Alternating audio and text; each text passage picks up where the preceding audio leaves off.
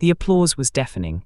Cameras flashed like fireworks as my father, Thomas Bennett, stood on the glittering stage, smiling under the lights.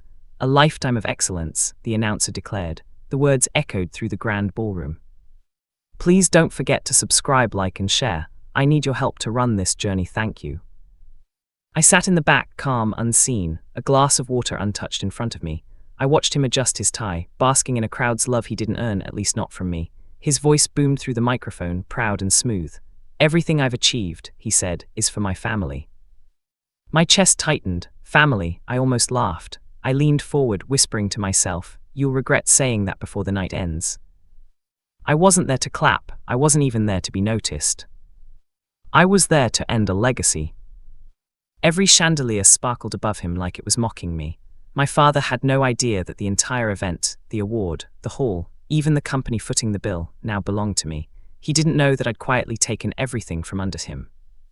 The irony, I didn't want revenge at first. I just wanted his presence, his approval, his voice saying, "I'm proud of you, son."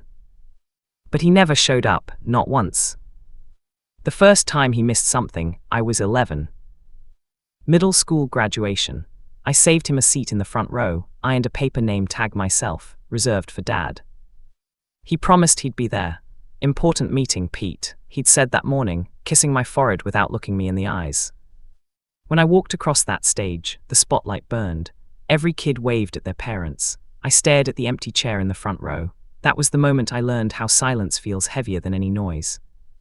Then came Ryan, my half-brother. 2 years younger, same father, different mother. Blonde, charming, loud, the kind of kid people adored on sight. Dad showed up for every one of Ryan's events. Football games, art shows, spelling bees. He'd sit in the front row with a camera, clapping until his hands turned red. At home, trophies for Ryan lined the mantel. Mine stayed in a cardboard box under my bed. Mom once said, "You can't make someone see you, Peter. You can only become someone they can't ignore." She was right. High school graduation, it rained that morning. I wore a borrowed gown, my mother in the stands with an umbrella. Every time a parent's name was announced, cheers filled the air. When they called mine, nothing. Mom cheered for both of us, but her voice was drowned out by everyone else's joy. Afterward, I checked my phone, a message from Dad. "Proud of you, son, couldn't make it. Ryan's got a big game tonight." I stared at the screen until the text blurred with the rain. When I got accepted to college, full scholarship, I thought, this time he'll come. He promised again, wouldn't miss it for the world. Graduation day came, the sun was perfect. My name was called, I looked for his face, nothing. My heart sank as the crowd roared for everyone else's dads. After the ceremony, Mom hugged me. "He'll regret it one day," she whispered. I nodded, but I didn't believe her, not yet. When I graduated with my master's degree, I didn't even tell him. But he found out through Facebook. He called 2 days later, pretending he cared. "Son, why didn't you invite me?" I said quietly, "You were never coming anyway." He laughed, actually laughed, and said, "Don't be dramatic." That's when I stopped being his son. He owned a construction firm, Bennett Developments. Everyone called it his empire. He bragged about legacy and success, about how Ryan would take over one day. I didn't want a piece of it, but fate had other plans. Years later, when I became a financial consultant, I got a call from one of his board members. The company was in trouble. Bad investments, poor leadership. They needed saving. I didn't say who I was at first. I used an alias, Peter Cole. Under my alias, I led a team that quietly bought out the board's shares, piece by piece. Dad thought investors were helping him. He had no idea it was me. Every signature, every transaction, carried my silent revenge. The moment the final paper was signed, I looked at my reflection and whispered, "Congratulations, Dad. You just sold your company to your son." Months later, I was invited to his big night. A Lifetime Achievement Award from the local business association. The invitation came from Ryan, who sent a smug message. "Dad's finally getting recognized. You should come, might learn something." I smiled, I'd already planned to be there. And I had one surprise left. 2 days before the event, I met with the organizers. Since my company was the main sponsor, I had control over everything: the guest list, the visuals, even the presentation slides. I asked them to prepare a video montage, honoring the Bennett family legacy. Only the images I sent weren't the ones Dad expected. The night arrived. I walked into the hall wearing a black suit, simple, clean, silent power. Ryan spotted me first. "Didn't expect you to show," he said, smirking. "Yeah," I replied, "I didn't expect to either." He laughed, thinking he'd won something. I just sipped my drink and waited. When Dad took the stage, the lights dimmed to gold. He adjusted his tie and began, "In all my years of building this company, I've learned one thing: family is everything." I clenched my jaw. The hypocrisy in his voice made the air thick. Every word was a performance. Every smile was fake. Then he looked at Ryan, sitting in the front row, and said, "My greatest pride, my son Ryan, who will carry my name forward."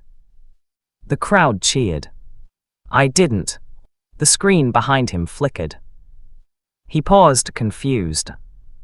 The slideshow that should have shown his career highlights began playing, but instead, the first image appeared. A little boy sitting alone on a gym bench, holding a paper name tag, reserved for Dad. The room went silent. Then another picture, a young man in a graduation gown, rain pouring, holding his diploma alone. Gasps rippled through the crowd. Dad froze. "What is this?" he muttered into the mic. The final photo appeared, me, in my master's gown, smiling faintly with an empty chair beside me. Then my voice echoed through the speakers. He missed every graduation I had, but tonight I missed his big day too. Every head turned. All eyes landed on me. I stood and walked down the aisle. Every click of my shoes echoed like thunder in the silence. Dad looked pale. "Peter," he whispered. "Hi, Dad," I said, calm. "Congratulations." The announcer tried to intervene, but I waved a hand. I think the audience deserves the truth before this celebration continues. I faced the crowd. "You all know Thomas Bennett, the man who built this company. What you don't know is who helped him rebuild it when it was collapsing." A murmur spread. I pulled out the contract from my suit pocket.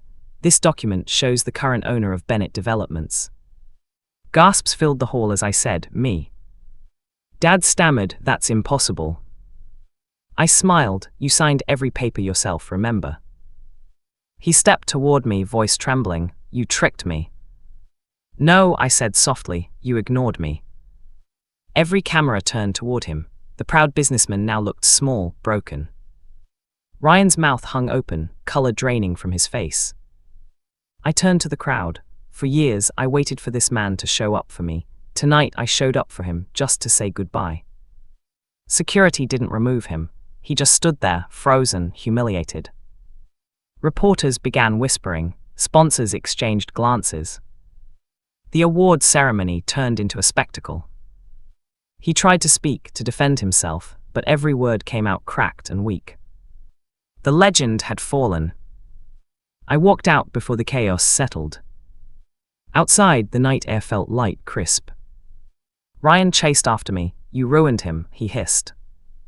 "No," I said, looking him dead in the eyes. "He ruined himself when he decided who was worth showing up for." He didn't reply, he just looked lost, the golden child with no light left. A week later, a letter arrived at my office. My father's handwriting.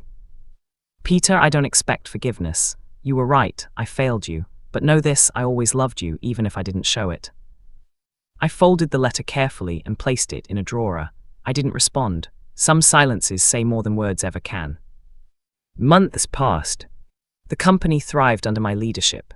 Employees respected me, not for my last name, but for the man I'd become. Sometimes, when I walked into the boardroom, I'd catch a glimpse of my reflection in the glass. And for the first time, I didn't see the forgotten son. I saw the man who rose anyway. Ryan called one night.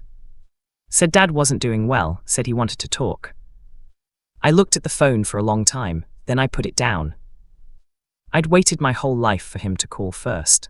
Now that he finally did, I realized I didn't need it anymore. 1 year later, I attended a graduation ceremony as a guest speaker. As I watched those young faces beam with pride, I told them, sometimes the people who should cheer the loudest never show up, but don't let that define your worth. The crowd applauded. I smiled, genuinely this time.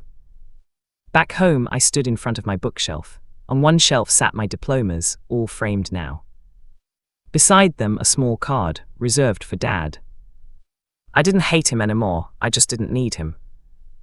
Revenge had never really been about hurting him. It was about freeing myself from the boy who kept waiting for applause that would never come. I turned off the light and whispered, "You missed every graduation I had, Dad. And tonight, I finally graduated from needing you." The room fell quiet, but this time, the silence felt like peace. Drop your opinion about my story on the comments section below.